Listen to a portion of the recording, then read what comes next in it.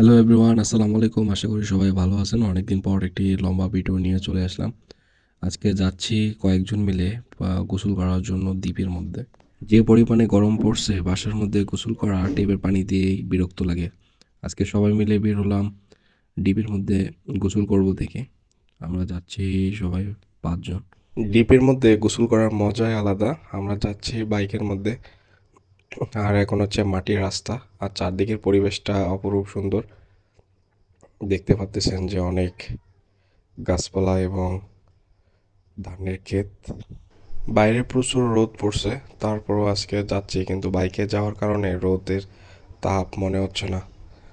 আরও বাতাস খেতে খেতে যাচ্ছি। রাস্তার দুধারে দুটা পরিবেশ, সুন্দর পরিবেশ দেখতে দেখতে চলে আসছি প্রায়। আর সামান্য কিছু রাস্তা আছে, আর দূর থেকে ওই রাস্তার পরিবেশটা অপরূপ সুন্দর লাগতেছে। এখানে হচ্ছে মানুষ থাকে, ছোট একটি টংঘরের মতোই। এই যে সামনে হচ্ছে পাম্প, চলে আসছি আমরা।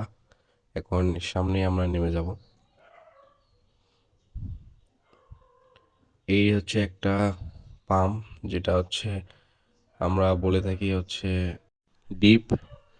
আপনারা যারা দেখতেছেন যে আপনাদের এলাকায় কে কি বলে জানান। এই সেই ডিপের সামনে যে পানি বের হচ্ছে, অলরেডি আমি নেমে পড়লাম গোসল করার জন্য। কি শান্তি যে একটা ঠান্ডা পানিতে গোসল করার অন্যরকম একটা শান্তি।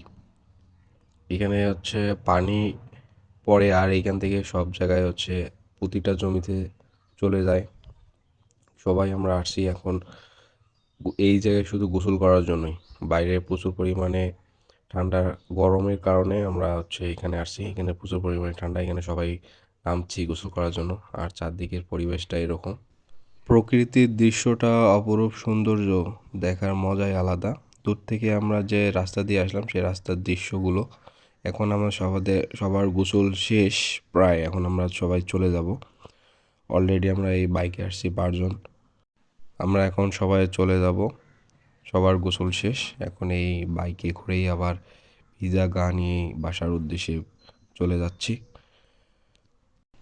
দূর থেকে যে দৃশ্যটা দেখালাম সেই হচ্ছে এই রাস্তায়। সবাই ভালো থাকবেন, সুস্থ থাকবেন। ভিডিওটি ভালো লেগে থাকলে লাইক, কমেন্ট, শেয়ার দিয়ে পাশে থাকবেন। আর কমেন্টে জানাই দেবেন যে কী ধরনের ভিডিও আপনারা সবাই পছন্দ করেন। কমেন্টে বেশি বেশি করে জানাই দেবেন। আর সামনে বেশি বেশি করে ভিডিও নিয়ে আসবো আপনাদের জন্য। সবাই ভালো থাকবেন, সুস্থ থাকবেন। আল্লাহ হাফেজ।